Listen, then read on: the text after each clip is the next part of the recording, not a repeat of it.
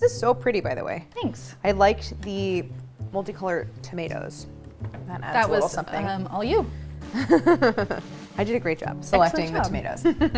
Hi everyone, I'm Claire Saffitz. Welcome to my home kitchen. Today we have an episode of Dessert People, so I have a special guest here today. We're gonna welcome Slagle. What's next? We eat it. Olive oil? Oh my God.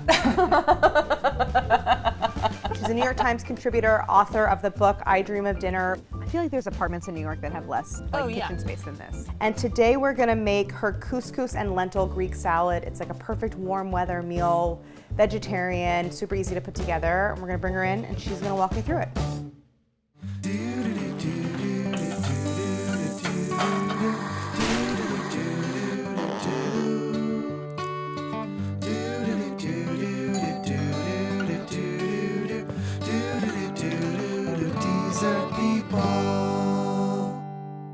Welcome. Thanks for coming. Thanks for having me. All right, what are we making today? We are making the couscous and lentil Greek salad, which was the first recipe I developed for the book and the first recipe I shot for the book. I think because it's just like my ideal food. Mm-hmm. Greek salad to me is like pure summer.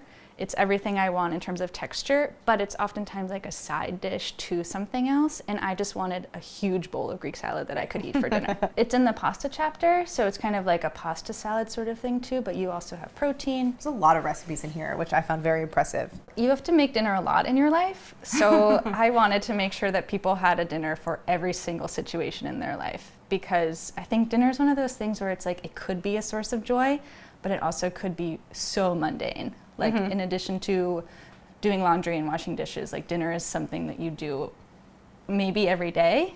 So I just wanted to have a dish that someone could make every single night.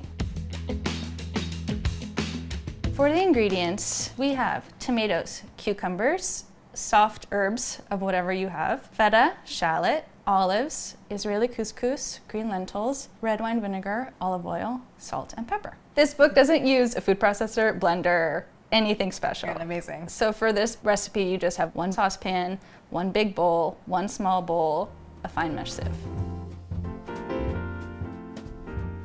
So tell me how you make lentils. If I'm not doing grains in the rice cooker, I do tend to do pasta method of like just boil it in lots of salted water and then drain. So the salt was my question, whether you salt it, because some people think it makes the lentils tough, which I've never experienced. Right. My other thing about lentils is I've made like so many way too mushy lentils in my life. And I think the key is that you're cooking it closer to beans than to pasta. Like I think the simmer has to be actually more mellow than you think. Good to know. I'm gonna piggyback off of your wisdom. So I'm gonna add, so you would do like moderately salted, not heavily salted. The thing is we're also putting the pasta in, so I would go for it. Okay. So salt like I would for pasta water. Yeah. Okay. All right, so that'll come up to a boil. And we have a half cup each of the lentils and couscous. Yes. Okay. And I think you could use these sorts of green lentils or French lentils. So that's boiling, then turn it down so it's more gentle simmer. So the lentils go in. Okay. Can we set a timer for 10 minutes? Yep. Yes. Any other prep we can do while that's cooking? Yeah, we can do, let's start with the tomatoes. Okay. I have an aesthetic opinion. I like to cut tomatoes through the belly. Okay, like equator. Yes. Even the long ones? Even the long ones, Okay. because then, well, you kind of... Because then you get the cross section? Yeah, because then you get the belly.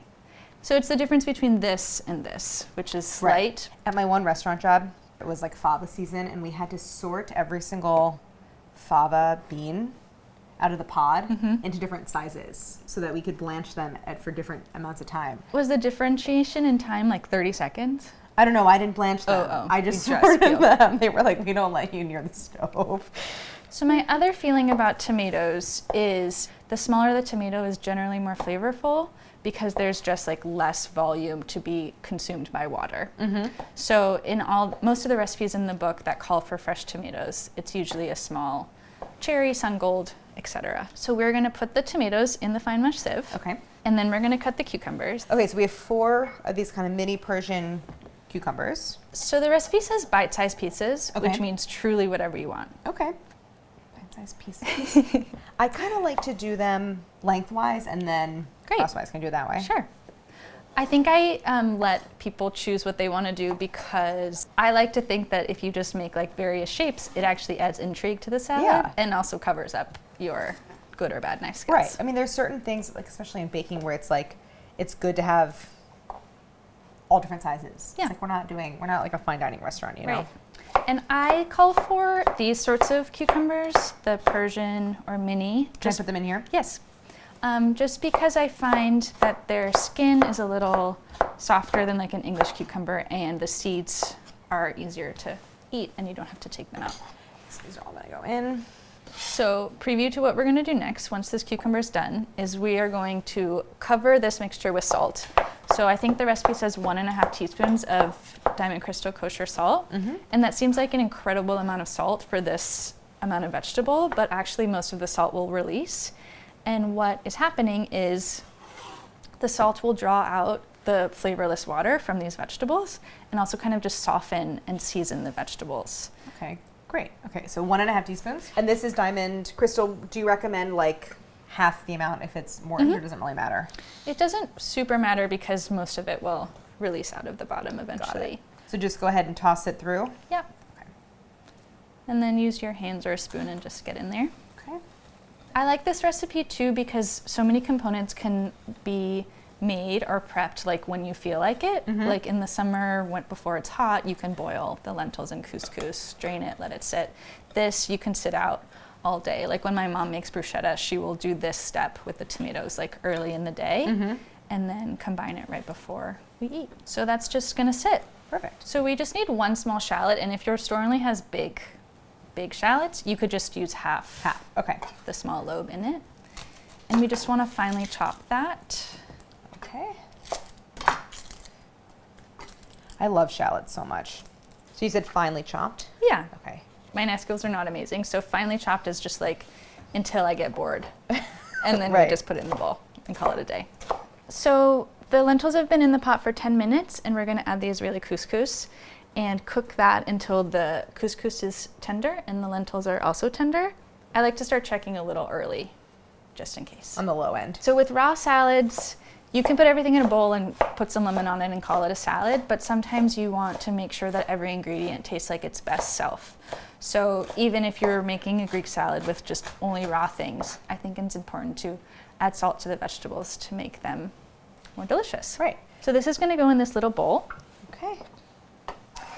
And then we'll add 2 tablespoons of red wine vinegar and a pinch of salt. And the idea here is just to mellow some of the shallot. It's softening its sharpness just a little bit, but not fully. Okay, so 2 tablespoons red wine vinegar. So that's that. We can set that aside. This is like our little, So a little holding area. this is like our, it's doing things, but we don't have to do anything station. Perfect. Okay, let's pit some olives, or Okay. have them rather. So we're just gonna break these up into slightly bite-sized pieces. You could cut them or tear them, whatever you feel. How about just like, can I just give them all kind of a rough chop? Yeah, let's go for it. Okay, perfect. I think you could use any olive, but I'd like the fierceness of a Kalamata and the extra salt. If people are afraid of olives, I think like a Castelvetrano is a nice entry point. Totally. A little calmer. Mild and yeah. buttery. How do you feel about black olives from a can? Love them. Love. When I was a kid, I would just eat them Yes. as like a snack, straight out of the can. Oh I my gosh, also- I'm happy you like them too. I also really want to develop a recipe with black olives, but it's like you kind of just only want it on pizza and nachos, I think. Yeah, or just off your like fingers. yeah, or just right off your fingers. Yes, that's it.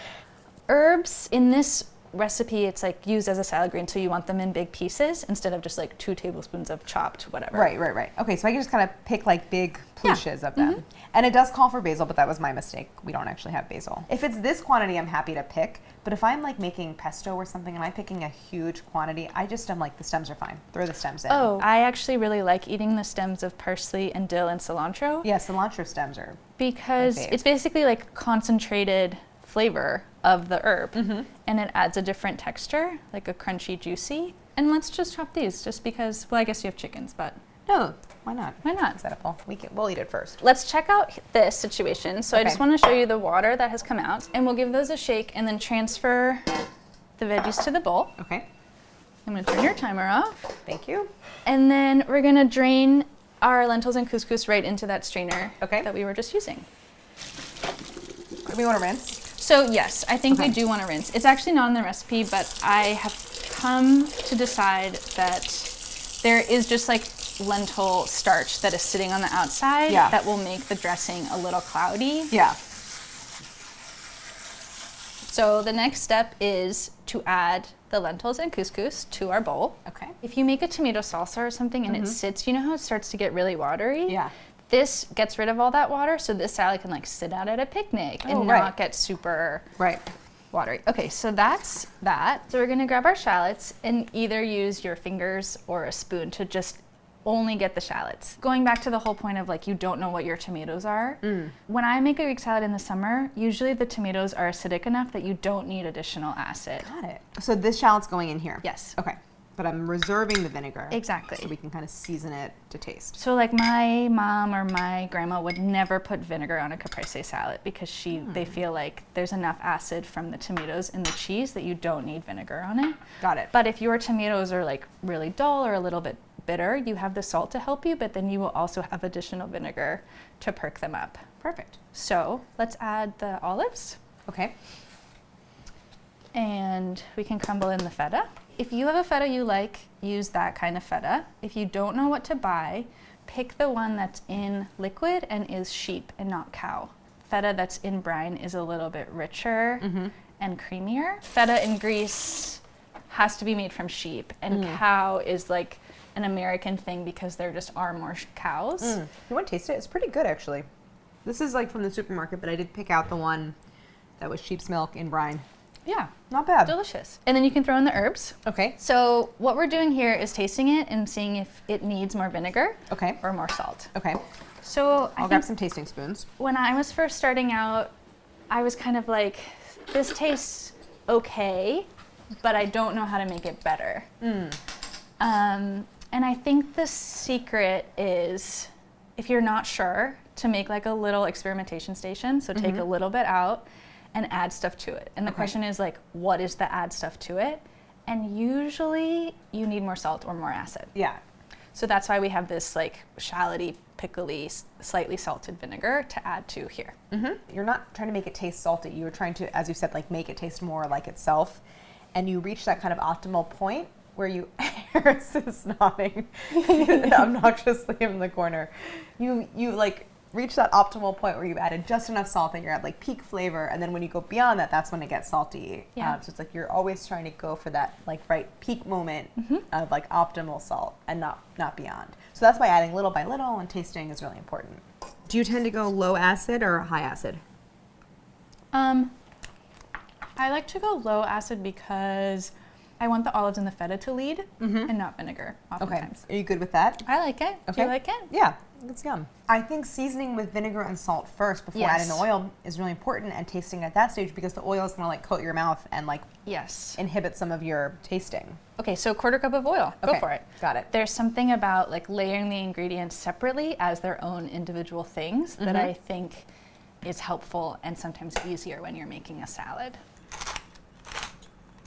So should we plate this?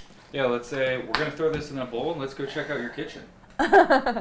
Okay, so like you said, this can sit. Yeah. So I'll plate it up, but then I do want to look at your kitchen. Okay. Okay.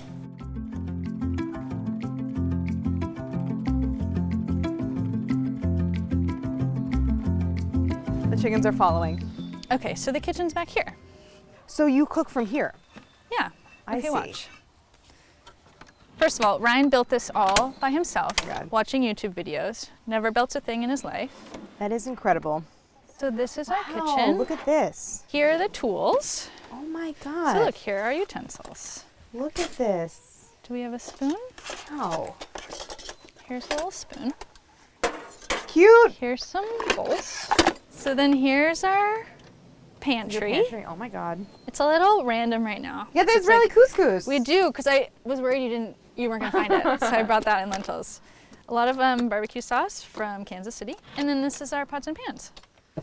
And this is everything I used to cook when we're traveling. Basically, when we left the Brooklyn apartment, I just put it in here. In the van. Yes, and that was it. Oh my gosh. And you have like outlets here. So we can charge our phones and things, even when the car's not on. And you have a cow? Yeah, it comes with us. We're in Allie's kitchen, in her van, at her van, In the backside of the van. under the van. The van extension. Right. We're gonna have our couscous and lentil Greek salad. I love a salad you eat with a spoon. Totally agree. I love a shovel salad. Yes. Where like, you hold the bowl here. And you just, yeah, exactly.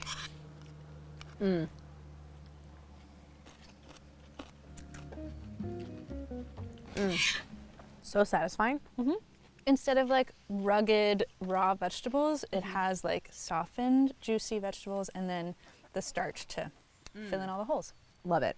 Much better than lettuce. Oh, I'm kind of eating my whole bowl. Great. It's really good. Great. What a great lunch. But the chickens would love it. Chickens would love it. They haven't gone in the van though. Only because there's no open door. And we're standing here. I want to say thanks for coming out here, bringing the van with you, and showing us this recipe from I Dream of Dinner. I love it because super efficient, quick cooking. It's also just like everything that I want to eat kind of all in one dish. So good. Thank you so much. Check out Allie's book, I Dream of Dinner. I'm going to enjoy the rest of my lunch salad. It really feels like summer camp out here. Totally.